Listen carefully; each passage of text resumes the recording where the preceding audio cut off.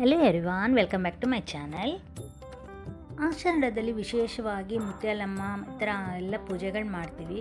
ಅದರಲ್ಲಿ ಮೊದಲನೇ ಶುಕ್ರವಾರ ಇಲ್ಲಾಂದರೆ ಮೂರನೇ ಶುಕ್ರವಾರ ಅಂತ ಪೂಜೆ ಮಾಡಿ ಅಂಬ್ಲಿ ಎಲ್ಲ ಮಾಡಿ ದೇವರಿಗೆ ನೈವೇದ್ಯ ಇಡ್ತೀವಿ. ನೀವು ನೋಡ್ತಾ ಇರ್ಬೋದು, ಇಲ್ಲೆಲ್ಲ ಅಲಂಕಾರ ಎಲ್ಲ ಮುಗ್ದಿದೆ. ಹಾಗೆಯೇ ಅಂಬ್ಲಿ ಮತ್ತು ನುಗ್ಗೆ ಸೊಪ್ಪಿನ ಪಲ್ಯ ತುಂಬ ವಿಶೇಷವಾದ ಅಡುಗೆ ಈ ಹಬ್ಬಕ್ಕೆ.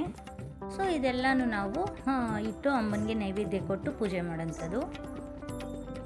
ಆಷಾಢ ಅಂದಾಗಲೇ ಅಮ್ಮನವ್ರಿಗೆಲ್ಲ ತುಂಬ ವಿಶೇಷವಾದ ಪೂಜೆಗಳು ನಡೀತಾನೆ ಇರುತ್ತೆ ಎಲ್ಲ ದೇವಸ್ಥಾನದಲ್ಲೂ. ಸೊ ಹಾಗೆಯೇ ನಮ್ಮ ಮನೇಲಿ ವರ್ಷಕ್ಕೊಂದು ಸರಿ ಈ ಥರ ಹಬ್ಬ ಮಾಡ್ತೀವಿ. ಸೊ ತುಂಬ ವಿಶೇಷವಾದ ದಿನ ಅಂತಲೇ ಹೇಳ್ಬೋದು ಇದನ್ನು. ನಾವು ಹೇಗೆ ಲಕ್ಷ್ಮಿಗೆ ಸ್ಯಾರಿ ಎಲ್ಲ ಉಡಿಸಿ ಅದೇ ಥರ ಮುತ್ಯಾಲಮ್ಮಗೆ ಸ್ಯಾರಿ ಎಲ್ಲ ಉಡಿಸಿ ಹೂವಿನ ಅಲಂಕಾರ ಎಲ್ಲ ಮಾಡೋಂಥದ್ದು. ನೀವು ನೋಡ್ತಾ ಇರ್ಬೋದು, ಪೂಜೆ ಎಲ್ಲ ಮಾಡ್ತಾ ಇದ್ದಾರೆ ನನ್ನ ತಂಗಿ.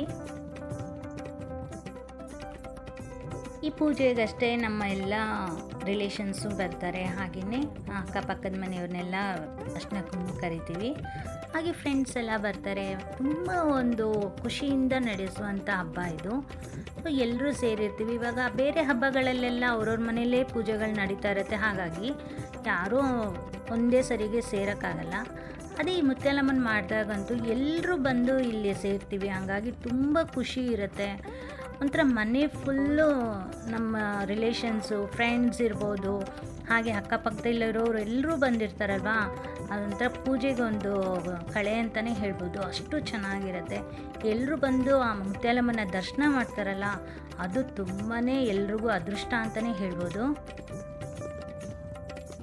ಮುತ್ಯಾಲಮ್ಮಗೆ ತುಂಬ ಪವರ್ ಇದೆ. ಹಾಗಾಗಿ ನಾವು ಏನೇ ಕೇಳ್ಕೊಳ್ಳಿ ಆ ಕಾರ್ಯ ಸಾಧನೆ ಆಗೇ ಆಗುತ್ತೆ. ಹಾಗಾಗಿ ನಮಗೆ ತುಂಬಾ ಆಗಿದೆ. ಹಾಗಾಗಿ ನಾನು ತುಂಬ ನಂಬ್ತೀನಿ ಮುತ್ಯಾಲಮ್ಮನ.